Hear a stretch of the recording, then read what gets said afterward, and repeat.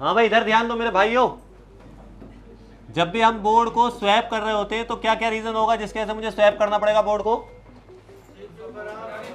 नहीं, गलत जवाब, गलत जवाब। देखो, या तो बोर्ड इंटरनली डैमेज हो जाए, इस रीजन की वजह से। इंटरनली डैमेज की वजह से क्या है कि किसी ने टेढ़ा कर दिया, एक्सीडेंटल केस है, या किसी गाड़ी वाड़ी के नीचे आ गया है, या बहुत ऊपर से गिरा और उसके पैड वैड उखड़ गए, या फिर किसी टेक्नीशियन ने ऐसे काम किया कि उसने पावर निकाली और पावर के नीचे का प्रिंट क्या कर दिया, शॉर्ट कर दिया।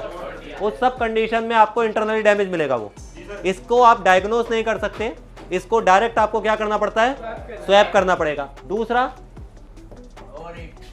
ओवरहीट कर दिया किसी ने, यानी बहुत ज्यादा टेम्पर्ड कर दिया, इधर भी हीट मारी उधर भी हीट मारी, तो किसी ने ज्यादा हीट किए। कैसे? पहले टेक्नीशियन के पास गया, उसे लगा पावर खराब है, उसने पावर पे हीट मार दी। दूसरे वाले को लगा नहीं नहीं पावर ठीक है, सीपीयू खराब है, उसने सीपीयू पे हीट मारी। किसने क्या किया, उसकी लेयर बना ली। तो अब बोर्ड जो है धीरे धीरे, पहले किसी और कंडीशन में था। एक जेन्युइन प्रॉब्लम होती है, एक बनाई हुई प्रॉब्लम होती है, मैन मेड। मैन मेड ज़्यादातर क्या होती है, जब आपको नॉलेज नहीं है और आप कहीं भी हीट मार रहे हैं, कहीं भी हीट मार रहे हैं, तो उसमें क्या हो रहा है, बोर्ड खराब होता जा रहा है। तो वहां पर ओवर हीट में भी आपको स्वैपिंग करनी पड़ जाती है कई बार। कई बार क्या होगा, आपका बोर्ड डैमेज ही हो गया है, ब्रेक कह सकते हो आप, ऐसे ब्रेक हुआ है दो टुकड़ों में। कई बार किसी टेक्नीशियन को नहीं नॉलेज है, उसने पेच गलत डाल दिया, स्क्रू होल कर दिया है, यानी बोर्ड को चार्जिंग के लिए आया है या रिंगर के लिए आया, उसने क्या किया, स्क्रू गलत डाल दिया, एंड्रॉयड वाला स्क्रू डाल दिया। जैसे वो स्क्रू डालेगा उसमें से एक आवाज़ आएगी, क्या, कस्टमर की, कि अब नीचे आ जा, क्योंकि आप उसे खरीद के देना पड़ेगा। पहले चार्जिंग नहीं हो रही थी, अब क्या नहीं हो रहा, सेट ऑन नहीं हो रहा। इस कंडीशन में भी आपको बोर्ड को क्या करना पड़ जाता है मेरे भाई, स्वैप करना पड़ेगा। जब स्वैप करेंगे तो स्वैप की 3 डिमांड आएंगे आपके पास। क्या आएंगे? 3 डिमांड, 3 तरह की स्वैपिंग आपके पास हमेशा घूमेगी।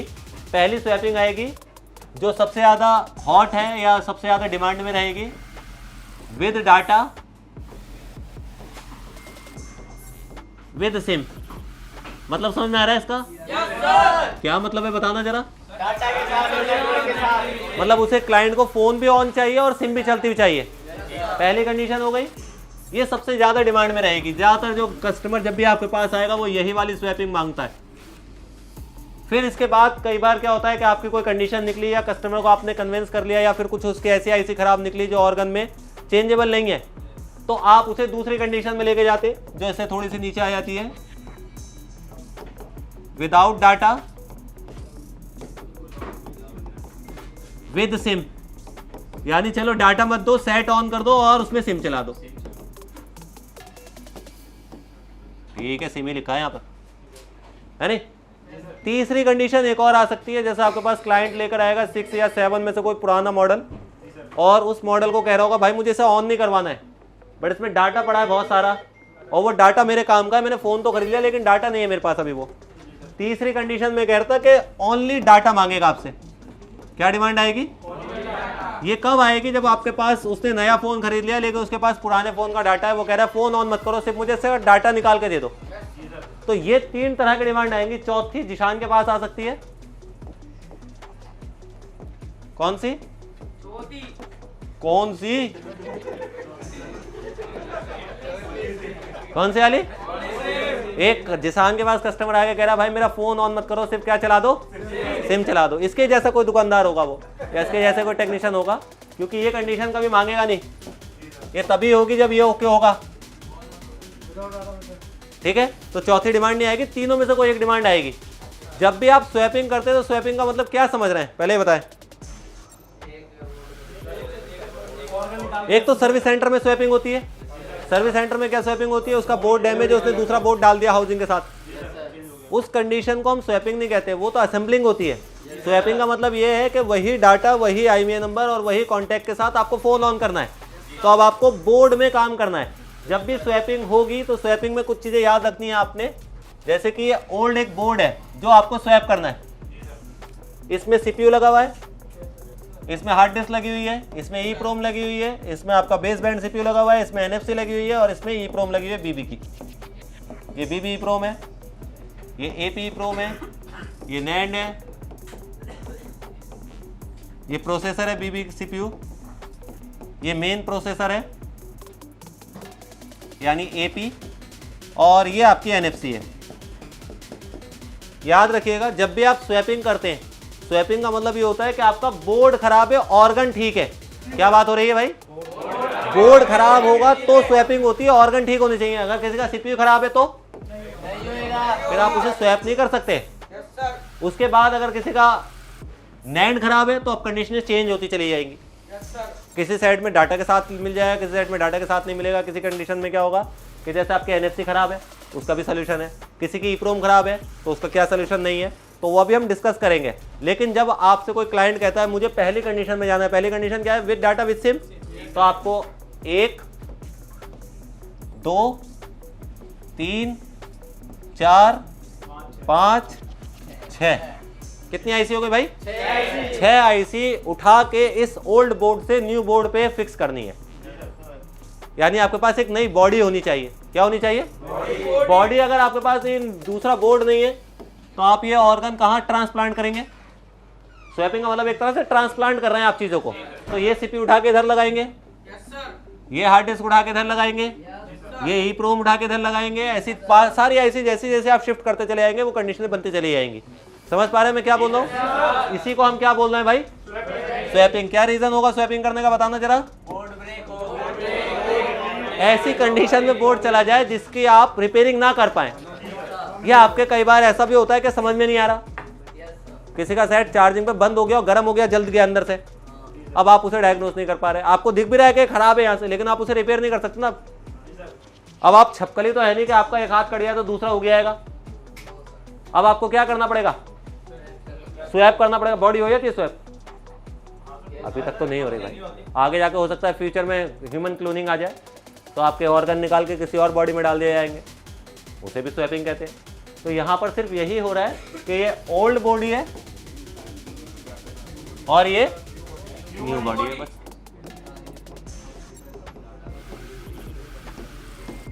अब कौन कौन सी चीजें चाहिए उसे समझना जरा। सबसे पहले आपको चाहिए मुखिया, AP एप्लीकेशन प्रोसेसर। इसके अंदर सिर्फ प्रोटोकॉल है और आपके सारे सेक्शनों के IMEI नंबर वगैरह या एड्रेस वगैरह या जो भी कोड कह सकते हैं वो सब इसके पास है। इसके साथ साथ आपके फोन की एक होगी हार्ड डिस्क, जिसे हम बोल रहे हैं नैंड। इसमें सिस्टम डाटा भी है और इसी में यूजर डाटा भी है।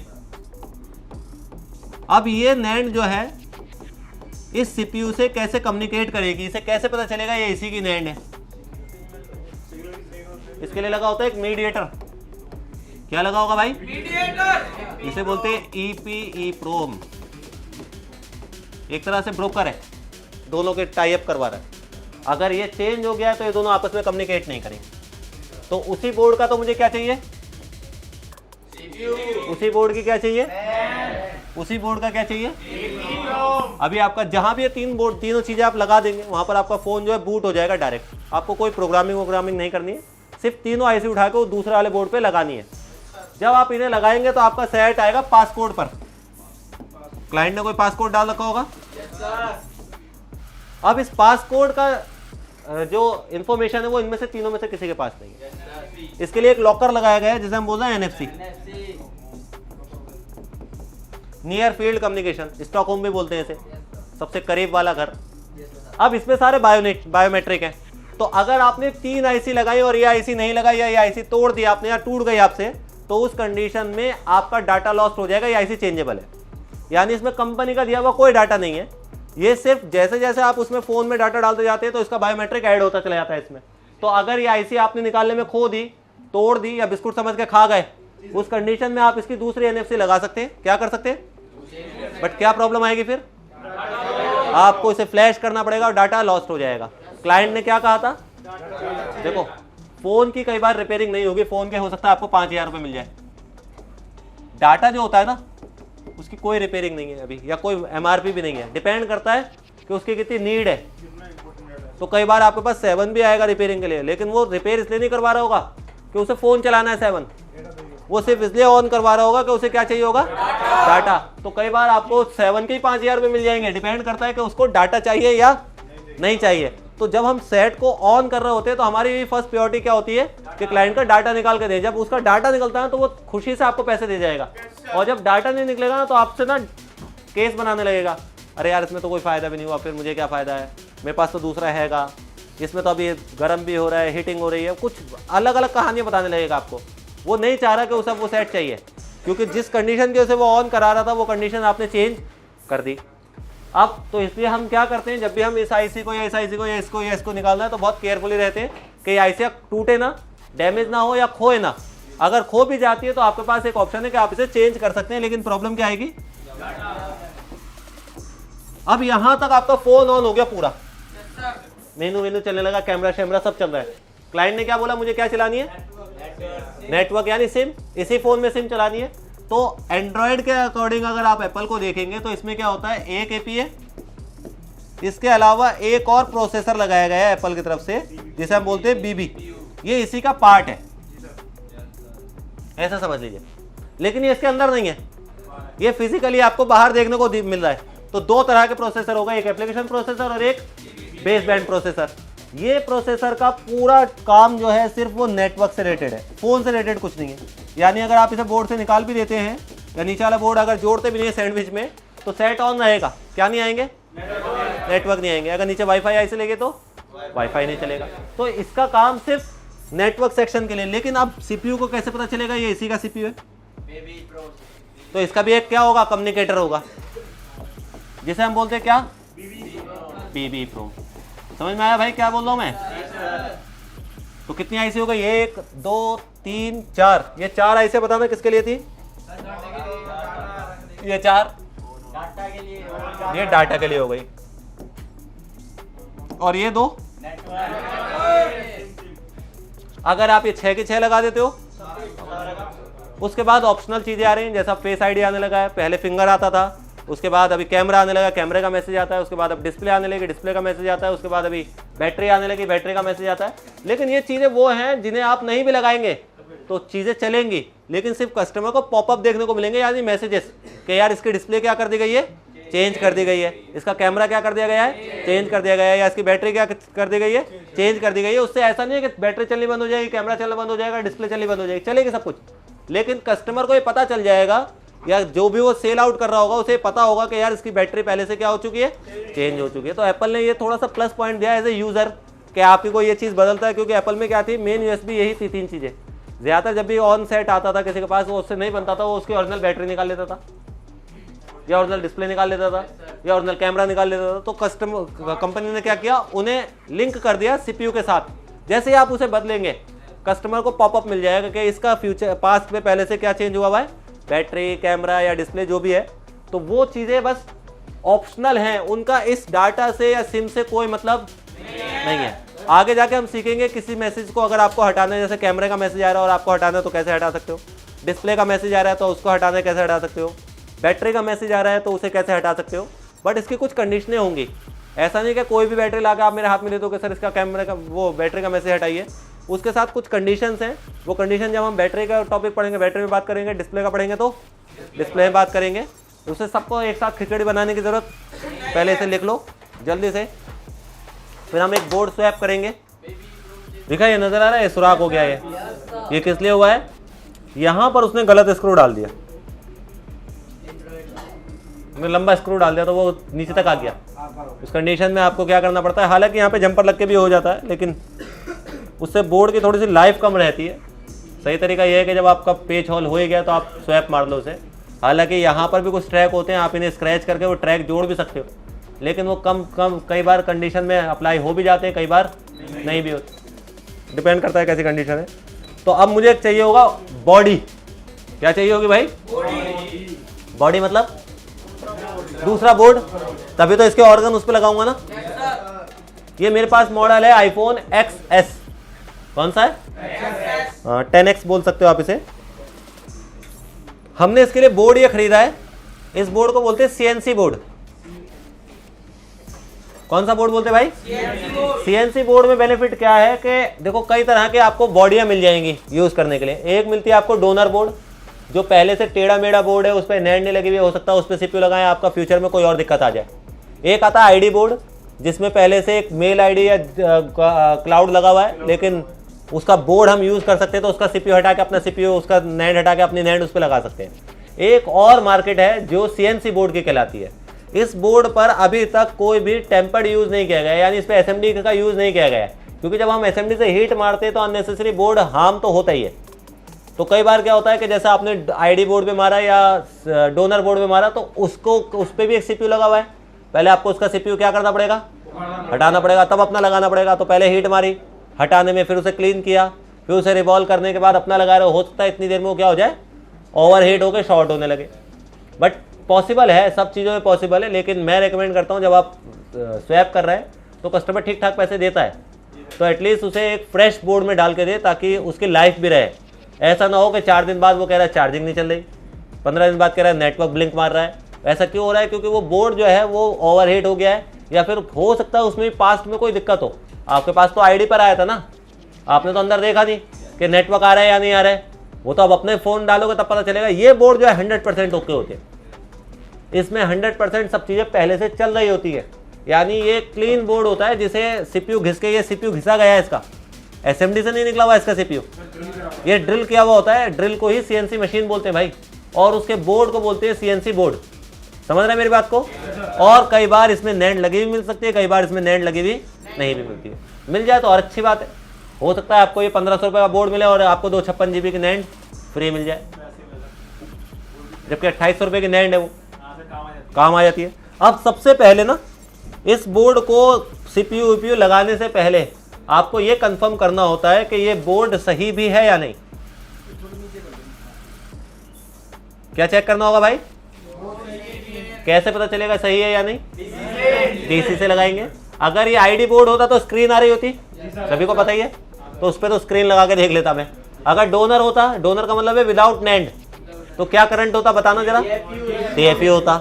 ये है विदाउट CPU और विदाउट नैंड। ये दिखाना चाहिए लो बूटिंग, कितना करंट होना चाहिए? 40 से नीचे होना चाहिए ना। तो अभी तक जितने भी फ़ोन आप चेक करोगे, चाहे वो 13 प्रो हो चाहे वो 16 प्रो हो, सबका करंट जो है वो 3 मिली एम से 32 या 35 मिली एम के बीच में ही है, और ये करंट रुका हुआ होगा। जब आप इस बोर्ड को चेक करेंगे कि ये बोर्ड जिंदा है या नहीं, तो आपको सबसे पहले इस पर कुछ नहीं करना है, सबसे पहले ये कंफर्म करना है कि ये बोर्ड जो आप खरीद के लाए वो सही है या नहीं। तो उसके लिए आपको करंट चेक करना है इसका, जैसा भी मैं चेक कर रहा हूँ। अभी देखो मैंने यहाँ पे बोर्ड को कनेक्ट किया है,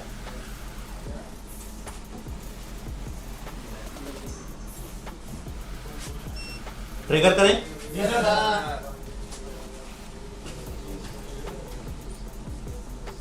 कितना आ रहा है? 11। इसका मतलब ये है कि इसकी पावर IC जो है वो वर्किंग है, इसकी बक और इसकी LDO सारी वर्किंग है, आप इस पे CPU लगा सकते हैं। क्लियर हो रही है मेरी बात?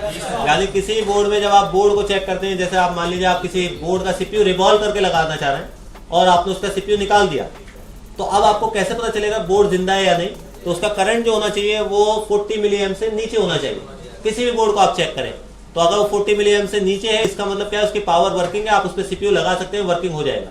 लेकिन अगर वो 100, 200, 500, 700 दे रही है या ऑटो एम्पे लेने लगा, इसका मतलब क्या है? पहले उसे ठीक करो तब इस पर CPU लगाना है। समझ पा रहे हैं क्या बोल रहा हूं मैं? तो अब इस बोर्ड में एक प्रॉब्लम और है, लेकिन क्या आप लोगों को नजर आ रहा है अभी? देखो जब आप CNC बोर्ड लेकर आएंगे ना, तो उस पर ऑलरेडी ग्लू लगा हुआ होता है पहले से, और कई बार ना आप ग्लू क्लीन करने में CPU खराब कर, बोर्ड खराब कर लोगे। तो इसका तरीका ये है कि आपके पास एक बारीक वाली चिमटी हो, जो कि आपके पास है। करूं भाई आगे?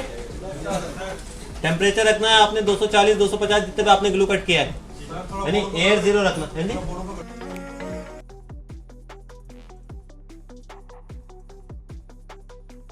देखो जितना कॉर्नर का ग्लू है ना, ये कभी भी आप डिशोल्ड वायर से मत हटाएं, क्योंकि डिशोल्ड वायर से क्या होगा, ये कंपोनेंट भी उखाड़ लेंगे आप इसके साथ साथ के।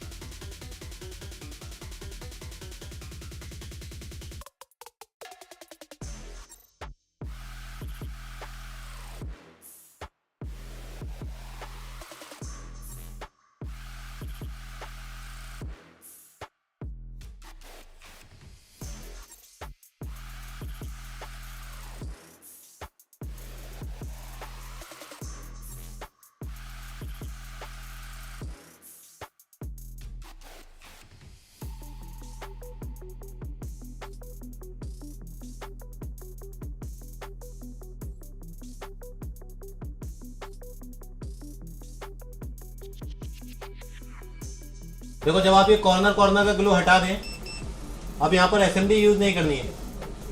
ये पूरा ग्लू जो क्लीन करना है वो आपने आयरन से करना है, बहुत सॉफ्ट है ग्लू। इसके साथ फ्लक्स यूज करना है आपने ऐसे, और पीपीडी लगा देना है आयरन पे 138, 83 जो भी आपके पास कंफर्टेबल जोन पे हो उस वक्त वो ले सकते हो। ऐसे रखना है, ऐसे चलाना है, तो देखो ग्लू निकलता हुआ नजर आएगा अभी आपको।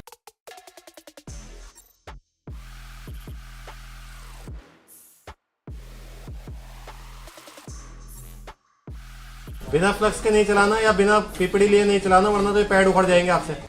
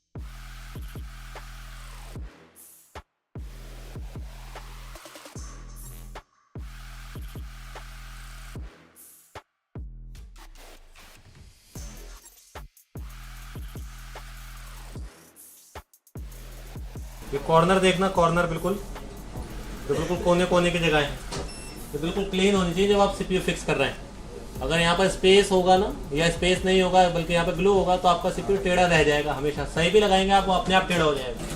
तो क्लीनिंग जो है कॉर्नर की, कोई भी डिस्प्ले आईसी पे जब आप काम कर रहे हैं, ये क्लीनिंग जो है कॉर्नर की, ये बहुत अच्छे से क्लीन होनी चाहिए। इसमें थोड़ा सा टाइम लो, लेकिन अच्छे से साफ करना है इसे। उससे क्या होगा, सिंगल शॉट में आपका सक्सेस आ जाएगा।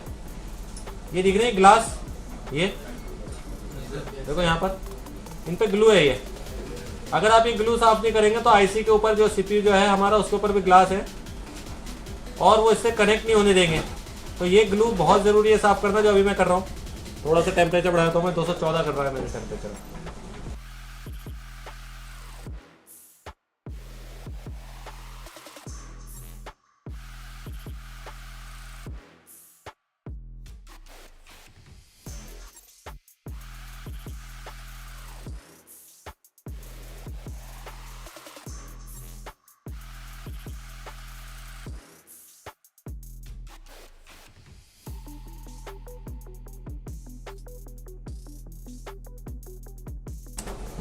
अभी जैसे हमने इतनी देर इस पर काम किया, तो कई बार क्या होता है कि आपका बोर्ड ओवरहीट हो जाए या आपको पता नहीं चला कहीं शॉर्टिंग हो जाए।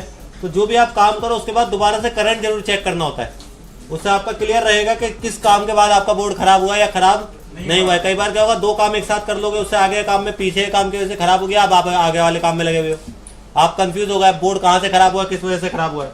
चेक कर ले फिर से। कितना करंट था? 11 था ना।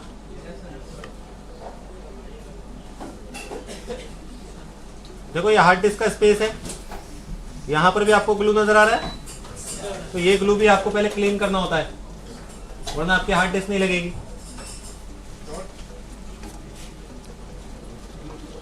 इसके नियर बाय कंपोनेंट दिख रहा है आपको, ये चारों इधर साइड में ये वाले, ये सारे भी निकल जाए तब भी कोई दिक्कत नहीं है, सब पुल डाउन होते हैं, एक आध कंपोनेंट को छोड़ के।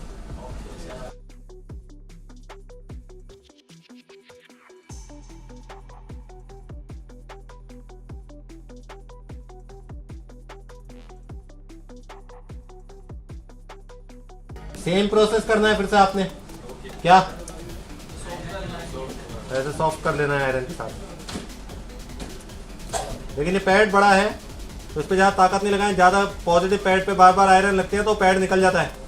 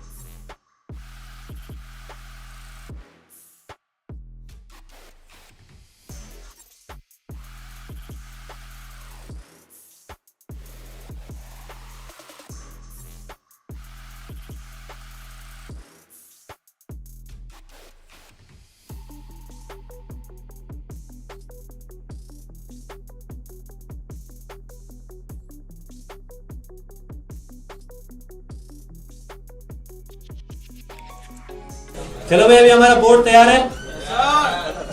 अब हमें चाहिए इसका सीपीयू रिवॉल्व हुआ। जब भी आप सीपीयू बनाएंगे ना किसी बोर्ड पर, तो एक स्मॉल आईसी बनाने और सीपीयू बनाने में थोड़ा सा फर्क ये रहेगा। एक तो सीपीयू में अगर आप ड्राई कर रहे हैं पीपीडी, तो अगर अभी आप 100% कर रहे हैं तो सीपीयू के लिए 200% चाहिए। ठीक है। दूसरी चीज, जब आप सीपीयू को बनाएंगे तो टेम्परेचर तेज पे नहीं बनाना है कभी भी। यानी जैसे 270 280 बनाएंगे तो बॉलें बाहर की तरफ भाग जाएंगी। तो टेम्परेचर स्लो रखना है, जैसे 240 250, यानी धीरे धीरे बनाए उसे। तीसरी चीज अब मैं प्रैक्टिकली दिखाऊंगा तब आप देख पाएंगे। करें? Yes sir.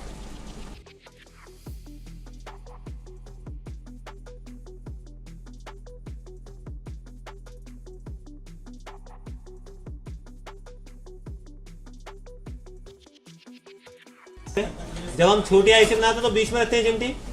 इसमें बीच में नहीं रखनी है, इसमें रखनी है स्टार्टिंग में।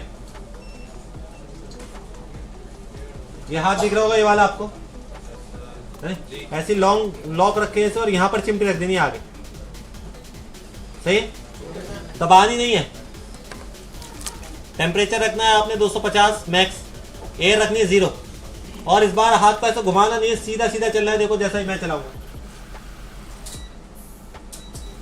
ऐसे सीधा।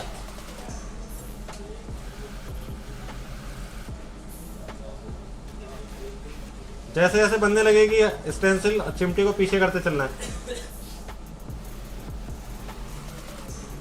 समझ में आया? और सिंगल शॉट में बन जाएगा ये आपका सीपीयू। आसान है। नेक्स्ट टाइम सुनो ना, नेक्स्ट टाइम से आप सीपीयू बनाओगे तो इस चीज को याद रखना है आपको, क्योंकि अभी आपका डबल डेकर का सीपीयू आएगा तो उसमें क्या होगा, आपसे बीच में बॉलें बाहर भागेंगी। आप क्या करोगे गलती के, बीच में रख लोगे चिमटी। बीच में नहीं रखनी होती, स्टार्ट पर रखनी होती। जब भी बड़ी आईसी बनाते हैं हम स्टार्ट पर रखते हैं। तो ऐसे चलाते हुए, ऐसे सीधी चलाते हुए चिमटी को पीछे करना है। तो बहुत ताकत से ऐसे दबा रखा है तो दी चलेगी आपकी चिमटी। तो कोशिश ये करनी है थोड़ा सा लाइट पकड़ना और ऐसे स्लोली पीछे की तरफ को चलना है जब बॉलें बननी स्टार्ट हो जाए। अब इस पर क्या कर देनी एक बार,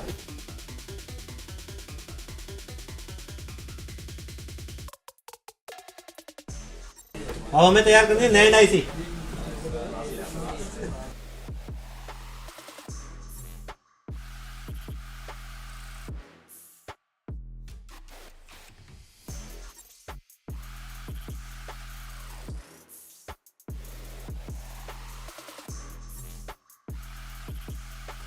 दोनों चीजें तैयार हो गई अब हमारी। तीसरी चीज एक और चाहिए होगी अभी हमें, बताओ क्या? एपी प्रोम, है नी? वो हमारे ओल्ड बोर्ड में ही है। ये लगी हुई है। XR से ऊपर कौन से मॉडल से? ये अगर खो गई तो सेट वापसी दे देना, तोड़ दी सेट वापसी दे देना, खा गए चाय समझ के चाय बिस्कुट के साथ सेट वापसी देना। मुझे फ़ोन नहीं करना। क्या करके कि सर मेरी EEPROM खो गई है, क्या करूँ, मैंने EEPROM खा लिया, क्या करूँ, वापसी दे देना चुपचाप। कौन से मॉडल से? XR से ऊपर, A12 से ऊपर। अगर आपके पास A11 है, A10 है, A9 है, A8 है, तो ये अगर टूट भी जाती है, क्योंकि छोटी होती है, A12 से थोड़ी बड़ी हो गई है, A11 में थोड़ी छोटी होती है, अगर टूट गई तो दूसरी लगाइए, डाटा जाएगा लेकिन सेट ऑन हो जाएगा। समझ रहे क्या बोलूँ मैं? लेकिन अगर XR से ऊपर का कोई मॉडल है तो ऑन नहीं होगा, अब आपका फ़ोन DFU में अटक जाएगा बस।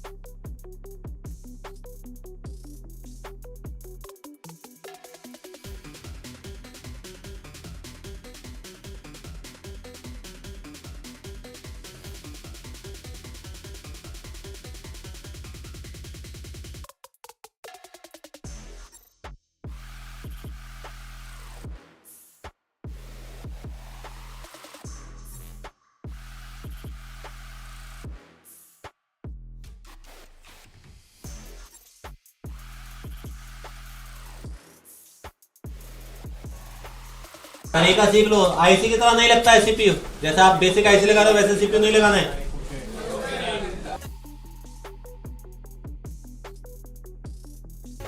ऐसे रोजन का स्मोक बना देना पहले, और पहले ना इसे गर्म कर देना ऐसे।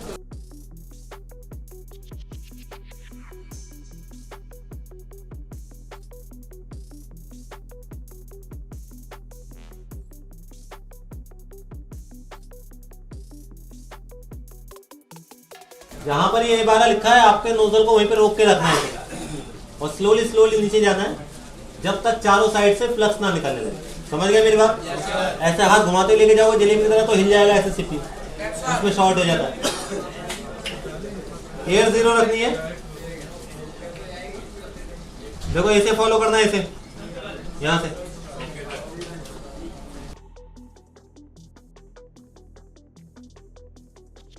फ्लक्स निकलता हुआ देखना है। जब तक फ्लक्स नहीं निकलेगा तब तक ना तो चिमटी मार देना, इसे कुछ हिलाना है।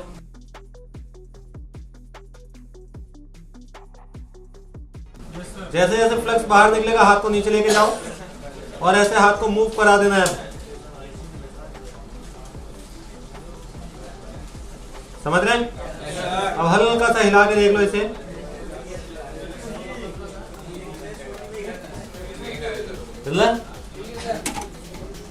गरम गरम में कभी भी केमिकल नहीं डालना है, डीसी नहीं लगानी है, थोड़ा सा टाइम देना है इसे अपने आप ठंडा होने का। आप केमिकल डाल के ठंडा करोगे तो उससे क्या होगा, बॉल सुकड़ जाती है भाई, तो हो सकता है आपका कैमरा ना चले, हो सकता है आपका डिस्प्ले ना सेट ऑन होने लगे। तो थोड़ा सा अपने आप टेम्परेचर को स्थिर होने देना है इसके अपने आप। अभी अगर आपका सीपीयू सही लगा होगा तो ये डीएफयू आना चाहिए, क्योंकि नेट नहीं है अब इस पे। क्या नहीं है? कितना करंट होना चाहिए?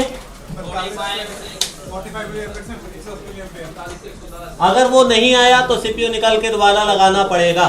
क्लियर? 0 है अभी, ट्रिगर करके देख लेते हैं कितना है 75, इसका मतलब क्या है DFU है। आप इसे डबल श्योर कैसे हो सकते हैं? सिस्टम पे लगा के, सिस्टम पे लगाएंगे तो DFU दिखेगा, अगर हाउसिंग है तो दे दो यार। जब भी आप CPU लगाएंगे तो आपको ये मोड चेक करना है। पहले हमने करंट चेक किया, करंट अगर ओके है तो उसका मतलब ये नहीं कि 100% DFU है, जब तक सिस्टम पे नहीं आएगा। सही है।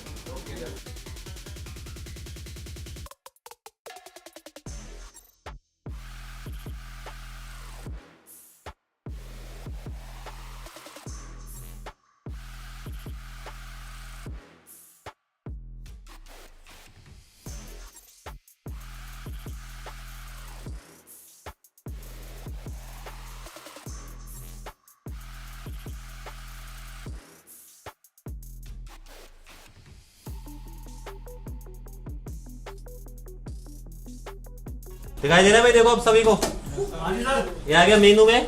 अभी जो हमने इसे स्वैप किया है वो फुल डाटा स्वैप के साथ किया है। एक्चुअल में इसमें टच का कनेक्टर नहीं लगा है अभी, क्योंकि मैंने अपर ऑन किया है तो टच नहीं चलेगा। बाकी आप देखना चाहें तो ऐसे देख सकते हैं। यहाँ से मैं दोबारा की प्रेस कर रहा हूँ उसकी, देखो मेनू दिख रहा है या नहीं दिख रहा है, बता देना।